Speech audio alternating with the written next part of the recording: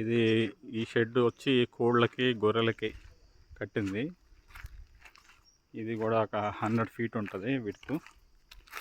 ముందుకి ఒక 45 ఫీట్ ఉంటుంది. ఆల్మోస్ట్ 50 ఫీట్ ఉంటుంది. 50/100 ఫీట్ స్పేసింగ్ ఉంటుంది.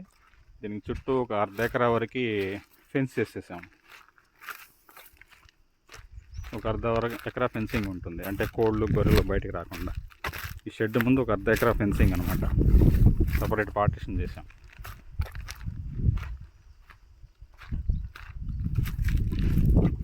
ఇదంతా కూడా ఫెన్స్ అయింది.